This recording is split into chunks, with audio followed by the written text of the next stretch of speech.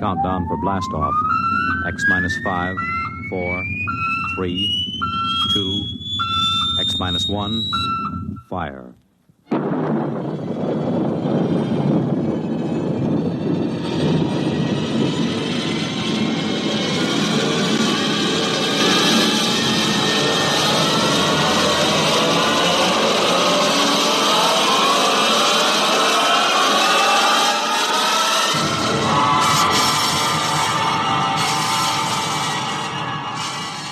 From the far horizons of the unknown come tales of new dimensions in time and space.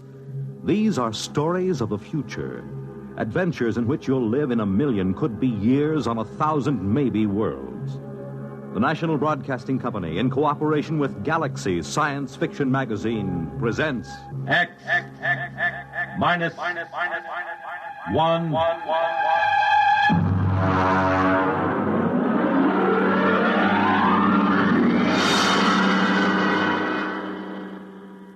Tonight, Field Study by Peter Phillips.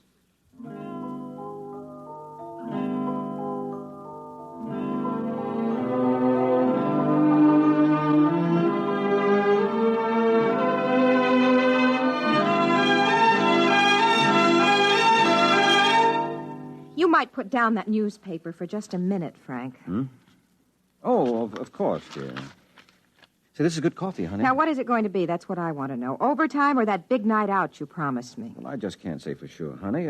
I'll phone you during the day. Look, you've been working on that Mitchell embezzlement for 3 months, day and night. Now that it's over, I think you'd want to celebrate. Well, I do, dear, I do. But I don't know just what this new assignment will involve. Oh, this is it. This is absolutely the end. You can change your job or change your wife, Frank. Oh, no, I thought I honey. married a man, not an accounting machine.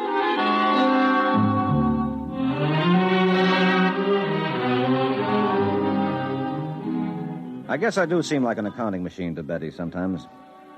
Maybe she should have married a different kind of guy. Someone who likes to go out dancing and to parties all the time.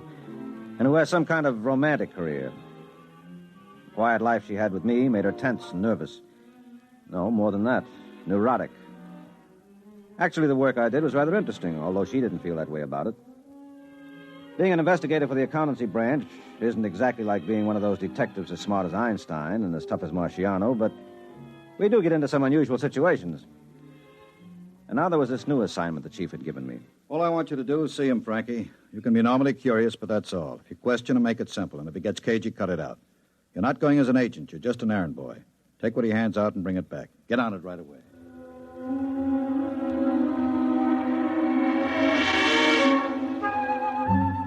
Although I got there early, the waiting room was filled with about 40 people. 40 people who seemed to have everything from Parkinson's disease to muscular atrophy. In 40 years, I'd never had anything wrong with me but a postnasal drip, but I was prepared with the symptoms of an obscure ailment. I didn't have an appointment, but I had hardly sat down when the receptionist came over and ushered me into the office. I'll be with you in just a moment. Please sit down. Well, thank you. This is good of you, Doctor, but I was perfectly willing to wait my turn. Oh, I'm entitled to use my own discretion. You're an interesting case. And please don't call me doctor. In the healing profession, that title's reserved for those who have taken the Hippocratic Oath. My name is Trancor. Mm-hmm. You said I'm an interesting case. How do you know about my case? You've never seen me before. My receptionist has intuitive diagnostic ability. Now, what are your symptoms? It seems you should be able to tell me. Well, let's say the recital is part of the treatment. But if you'd rather not bother, just take this capsule in water. But this is ridiculous. How do I know? You don't. I make no claims. You can take the capsule or leave it. How many tokens, how much money do you have with you? Now, listen, Doctor. No, I'm not a doctor. How much? Oh, about $50, I suppose. Well, give me $25 for the capsule, which you take on faith. If you take it, well? All right, I'll take it.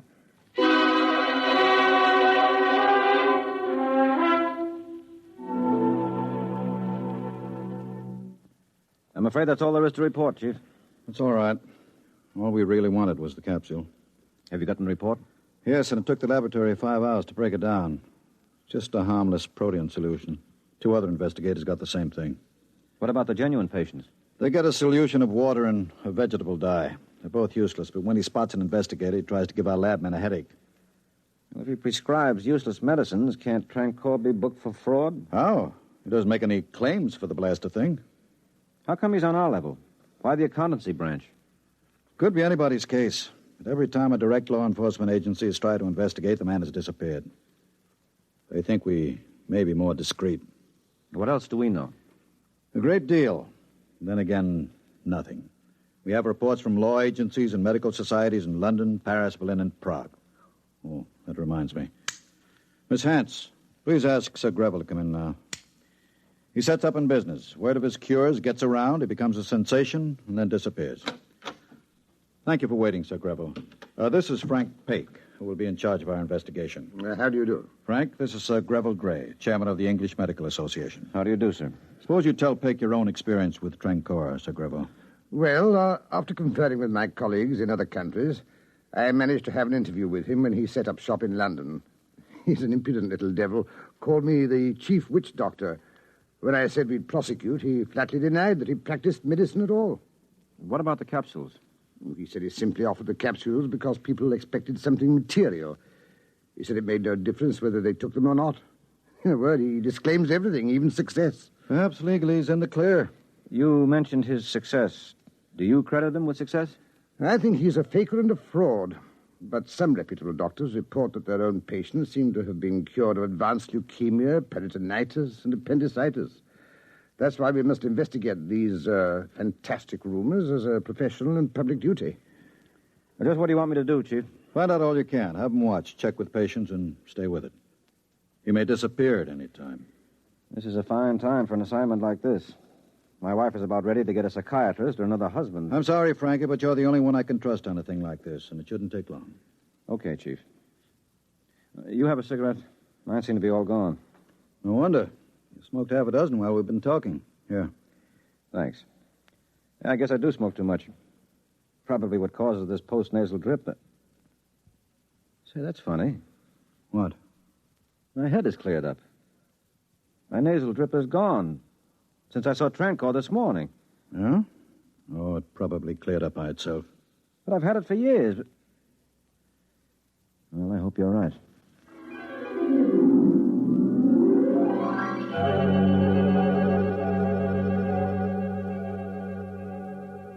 Oh, look, sweetheart, I know I practically promised, but I can't make it tonight. I've been hearing that over and over. But, darling, this is a special case. It's detective work.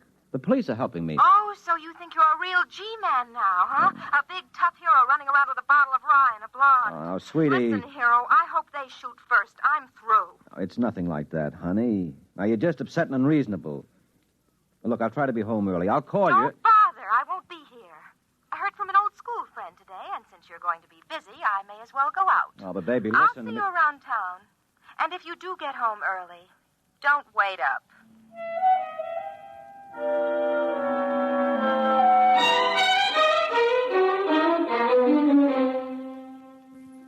I was alone in the office all evening, thinking about Betty, thinking about Trancor. I remembered Betty's crack about a bottle of rye, so I called the liquor store and had them send up a pint. Every now and then I got a call from a detective saying they were still watching the office. Then there was a call from another detective saying that he had picked up Trancor at the entrance of the office building and trailed him to a hotel just off Broadway. I took down the number and was about to leave when the first detective called again. He said they were still waiting at the office door and that there was still no sign of Trancor. I didn't try to explain. I didn't want to think about it. What could I say? That he flew out the window? I took another drink of rye and went to the hotel. As I got there, a figure came out of the building. I wasn't sure, but I followed him. Good evening, Mr. Pake. How are your nasal passages? Fine, thank you. Yes, they're better. Walk with me, won't you? But first signal your policeman that he needn't follow us. All right. All right, now tell me something, will you? Am I mad? No, you're more sane than most. Your higher critical centers are momentarily dulled by fatigue and alcohol, giving full rein to your intuition. An endearing quality when allied with imagination. The saving grace, indeed, of your race. You're from India, aren't you? Trancor is a good Indian name. Incidentally, fatigue is a disease. Now, don't cure me. I don't want to wake up. Let me close my eyes a minute. Are you still here? Did you expect me to disappear? I could quite easily, by convincing you of my non-presence, as I did when I walked past those men outside my office. Don't you want to ask me some questions? Maybe I do, but why do you want to answer them? Oh, you figure I'm harmless, huh? Like my wife does. By no means. If I went about to conclude my own particular investigation, I would say that you were most dangerous to me. Your imagination is quite highly developed. You know, all of a sudden, I'm not drunk at all anymore. And I need a drink. Come on, let's go in here. Very well.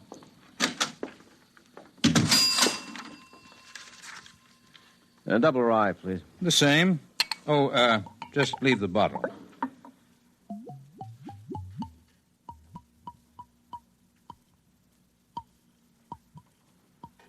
Ah, that's better. I was thirsty. You drank half the bottle. I make sure to eliminate the poisons in the alcohol, thus the toxic effects. As a rule, I don't drink, but when in Rome... Wait a minute. I remember reading a story once. You're from the future. Your imagination deserves something better than comic strips to work on. It's fascinating, but depressing to see science negated by superstition. Your concept of time is the greatest superstition. Well, now, let's go back. You did cure my post-nasal drip, didn't you? The infection was cured by your body. I helped. I can't tell you how unless you have 500 years to spare. Well, I don't. I haven't got 12 hours to spare, if I'm to save my job, my reputation, or my wife. I do need some answers to a pretty lengthy questionnaire. Who, when, what, why, and where. You're convinced I'm a telepath? Well, aren't you? Not in your sense of the term. When you came into my waiting room, I knew you were not there as a patient. Your presence was in disharmony. As for your name and occupation, they're naturally blazed so clearly on the surface of your mind that even your native clairvoyance could read the information. Well, that takes a load off my mind. Are you too big for me to understand? We'll see. I'm just looking at that girl over there. What a pity. 3/4 of her right lung is gone. Yeah? Well, you could put her right. Well, I could stop the infection. But she would return to that back room full of smoke and dust. She'd still travel on a crowded subway to an overheated office. She'd still starve herself to buy clothes to keep in fashion. I don't have a cure for those things. Well, that's the first time I've heard you admit you have a cure for anything. What are you, Mr. Trancor? A healer. That is my profession. Why do you bother to do anything? Even a healer must eat, you know. And field research is expensive. Of course, I could obviously earn sufficient of your tokens for subsistence by gambling. But that would not be ethical. You could teach. What? Run afoul of your witch doctors? Besides, these techniques have taken me 500 years to learn. Well, that's why I thought... That I was from the future? Well, I might be in terms of possibility. We are no older than you are as a race, in terms of universal evolution, but as individuals we are longer-lived. The biggest single advance you will make as a race will be when you increase the lifespan of the individual. You could help us. We could, but that must be achieved by your own efforts. Are we so contemptible in your eyes? Of course not. Would we study you if you were? Our architects, our musicians, even our fiction writers do field work in this territory and write scholarly theses when they return. Anthropology, in our sense of the term, embraces all the arts and sciences. We're scholars. Occasionally, we innovate, and you benefit. Why do you want to tell me this? Frankly, I like you.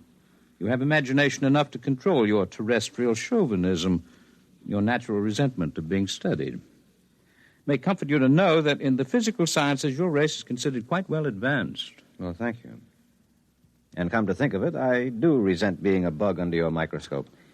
I hate it. I could kill you. But you won't. Others would. Now you understand why our visits are unannounced. It will be until all men are as essentially civilized, that is to say, non-aggressive, as you are. How do you come here? I know what you're wondering. But no, I don't have a spaceship garaged anywhere. You see, we don't travel. We arrive. Afraid the distinction is not clear to you, but it'll have to do. Now, I must go to work. I have only 8 hours. Will you be my guide? What do you want to see? The city at play in the pre-dawn hours. I think my wife would suit you better in the role of a guide. She's playing pretty hard right now. This situation makes you unhappy? Well, yes, of course it does. I guess I'm not overly emotional, but I do love Betty. I want her to be happy. With me. Oh, she frets and nags, and she's hard to please, but she's not really like that. She keeps herself busy with trivial things. It's as if she were afraid of important things. And what are the important things? Well, I don't know exactly. Helping people some way or other, I guess. You have any idea where your wife might be? Well, there are a couple of nightclubs she likes. Could we go there a little later? No, don't worry. I promise there'll be no unpleasant consequences if we meet. But now, let's get going.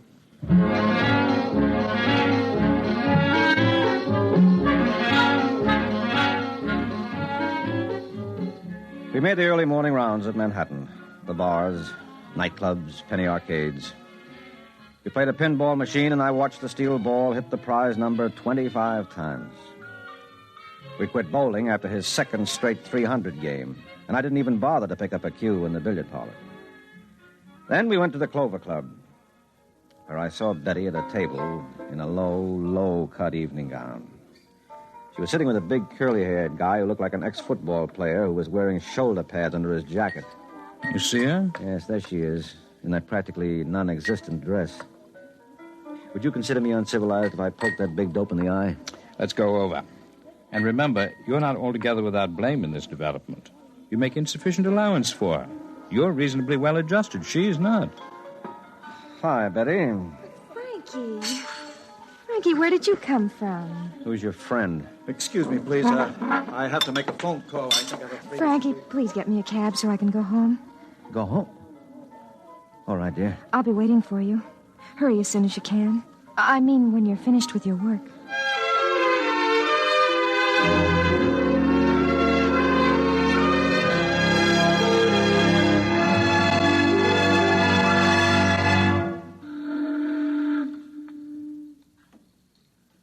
It's beautiful here, watching the lights on the river. How do you feel? My head is clear, but I'm a little drunk from the neck down. It's like a dream. I wish sometimes I could escape reality so easily, by imparting to it the patina of a dream. You can all do that. I almost envy you. Look, the dawn is coming up. The stars are fading. Yes. It's time for me to say goodbye, Mr. Pake. Can you at least tell me which star? You haven't seen it or named it yet. Promise to take care of Mr. Trancour for me, won't you? Make sure that he gets safely home. Find his address in this pocket. Goodbye, Mr. Trancour. Yes. Goodbye.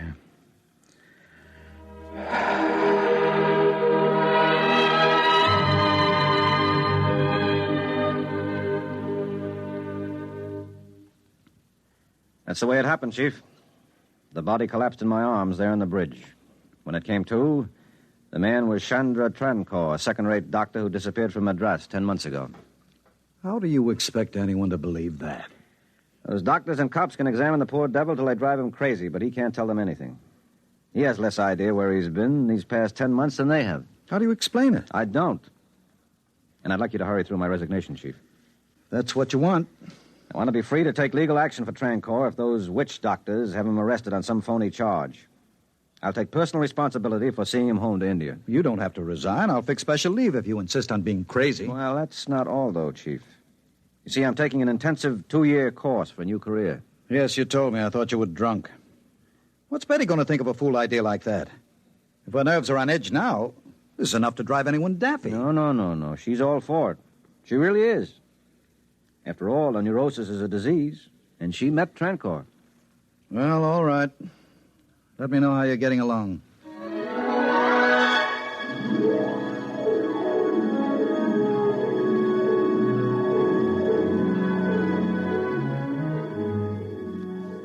A letter from Pake, Miss Hance. From the a Bello medical mission up at Congo.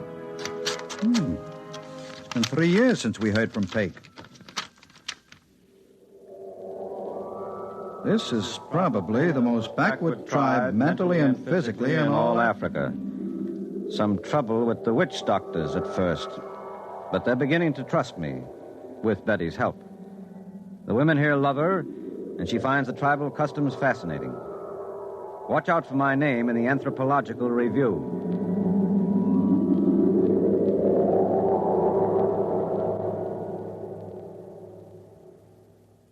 You have just heard X-1, presented by the National Broadcasting Company in cooperation with Galaxy Science Fiction Magazine, which this month features Operation Stinky by Clifford D. Simak. What is man's best friend? The answer was so vital that every possible resource that could be found had to be poured into this one great project. Galaxy Magazine, on your newsstand today. Tonight, X-1 has brought you Field Study, a story from the pages of Galaxy written by Peter Phillips and adapted for radio by Jack Wilson. Featured in our cast were Terry Keane, Les Damon, Santos Ortega, Alfred Shirley, and Kermit Murdoch. Your announcer, Fred Collins. X-1 was directed by Daniel Sutter and is an NBC Radio Network production.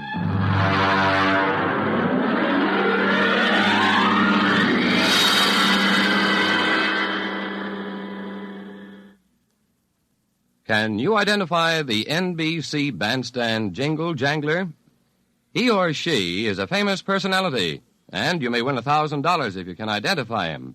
To enter the NBC Bandstand Jingle Jangler contest, send a postcard with your name and address and phone number to NBC Bandstand, Box 515, New York, 19, New York. Enter today. NBC takes you across the nation, around the world, with news on the hour and the hotline service all day, every day on most of these stations.